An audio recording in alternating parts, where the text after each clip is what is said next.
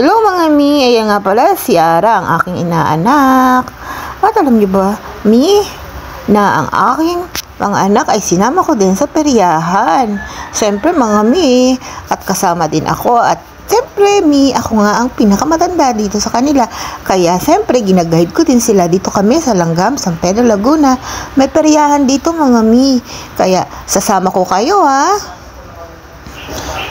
Ayan na nga mga mi, ang peryahan dito sa Langgam, San Pedro, Laguna, sa tapat ng Pure Gold ng Langgam. At alam niyo ba mga mi, ang saya-saya dito. Kaya kung di pa kayo nakakapasyal dito sa Langgam, San Pedro, Laguna, sa may San Jose, sa harap ng Pure Gold, meron ditong peryahan. At siyempre, ito na nga ang aking mga anak, si Dib at si Flower. Alam niyo ba mga mi, hindi talaga ako nakakasakay dito sa mga ano dito, yung mga ano ba tawag dyan? Yan, basta hindi ako nakakasakay dyan kasi may nervous ako mga mi. At ito na nga ang aking mga anak at ang aking inaanak na si Ara ay maglalaro kasama din ang kanyang anak. At alam niyo ba mga mi, hindi naman ako nakapatama diyan. Sa totoo lang mga mi, hindi ako marunong talaga magbaril.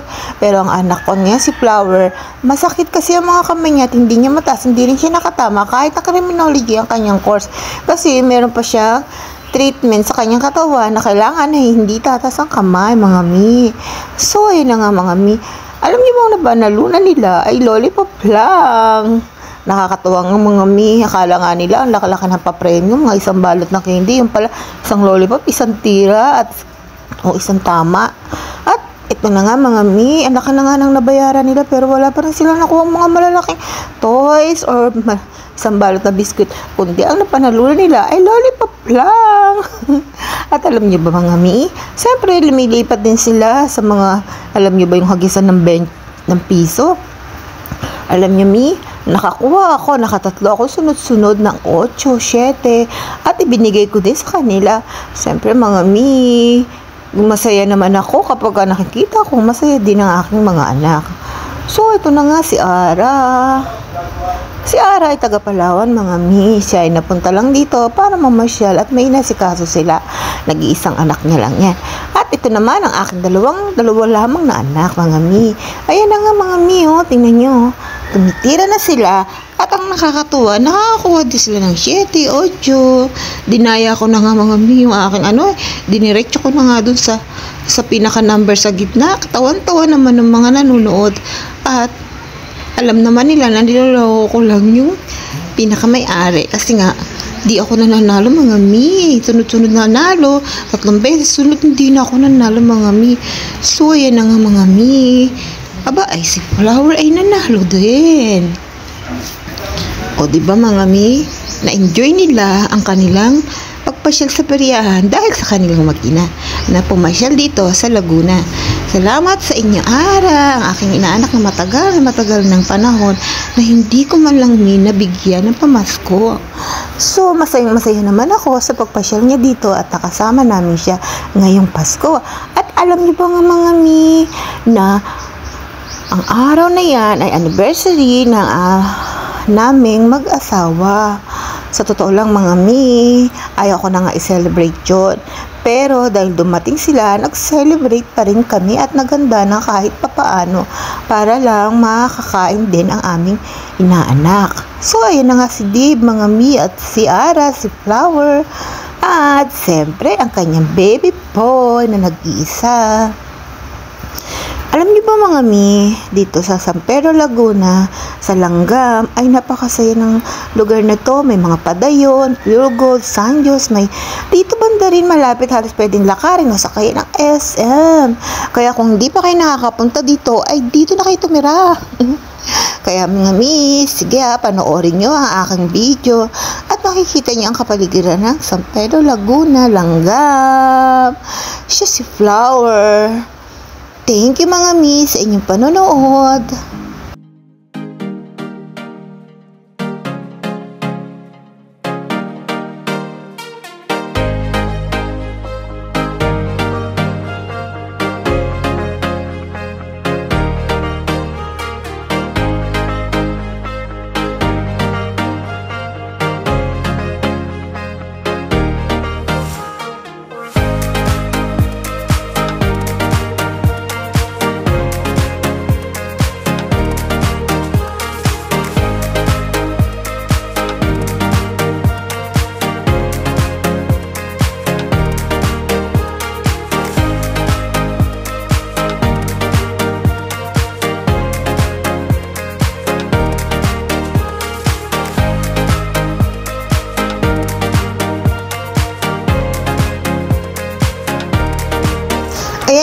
mga mi, tinitingnan nga nila mi kung paano nga ba sumakay dito.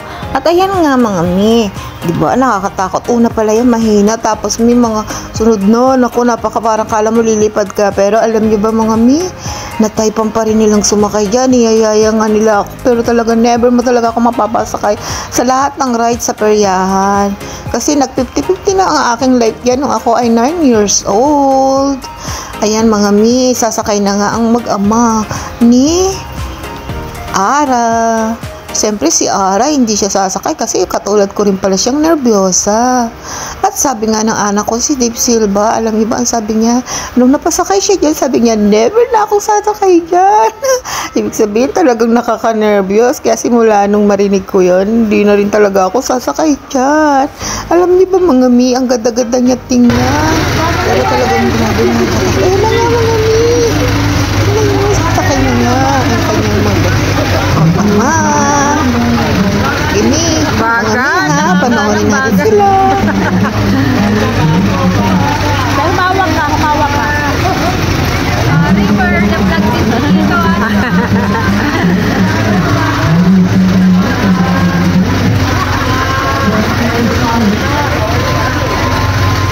Binablog ang maganda talaga pag konti na natututukan. Pag madami, wala. Ay, ang sarap ng buhay.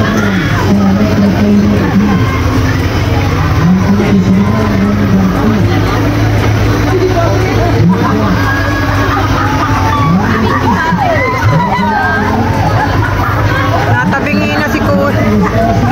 Natabingi na.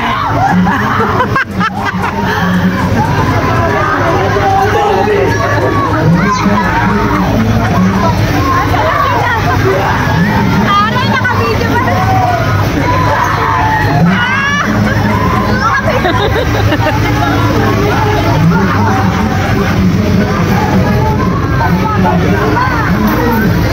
Ay la, ayan na ata. Maano na. Umiirit na eh. Sigaw ka lang dyan pag ganyan. Woo! Ganon.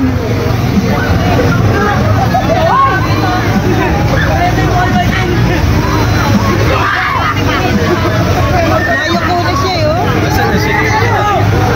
Hindi na ko. Ayoko tawagin.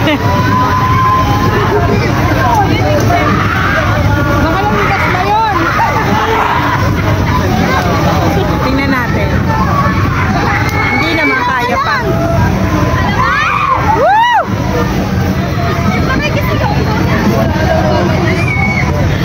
Nakikisigaw ka ba?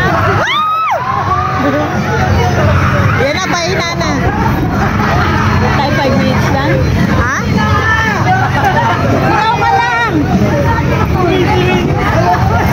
Woo! Sigaw lang, sigaw!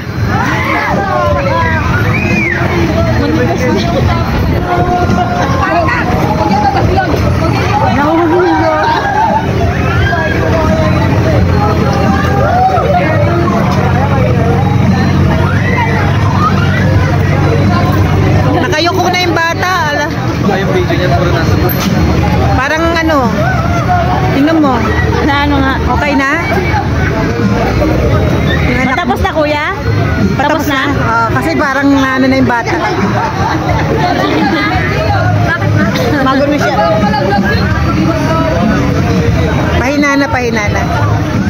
Maano na siya eh, nagre-react na. Oh, namumutla na. Hindi na pula yung labi niya. Ganun nga sabi niya kanina.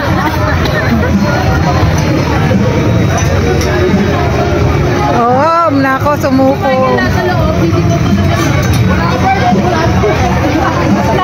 Namutla oh. Hala.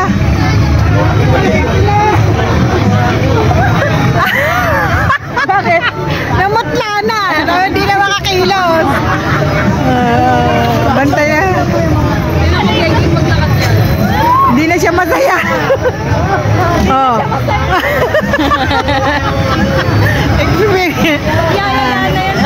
Mauwi na tayo. Okay. Ano sabi mo, Dave? Sabi ni Dave, ano dyan? Hindi na talaga ako sasakay. kayo dito.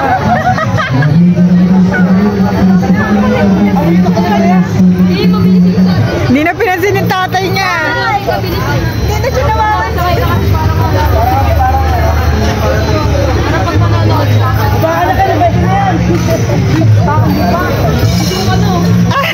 Parang nasusuka na yata.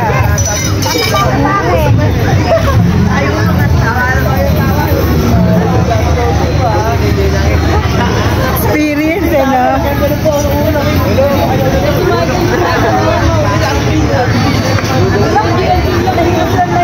Grabe ka ba niya siguro yan? Sabi niya kanina daw yun. Oo nga, pinapati kasi yung katawan niya. Siya. Nakahiya siya pala.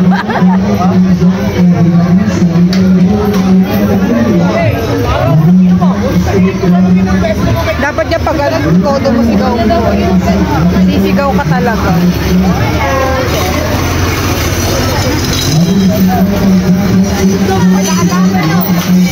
Ay! Hindi ko tayo may kinuha. 5 minutes nga. Ano rin nga? 5 minutes nga yung ano nila. Ano? Sai? Hello? Smiling faces all around. Still I hear your voice a sound.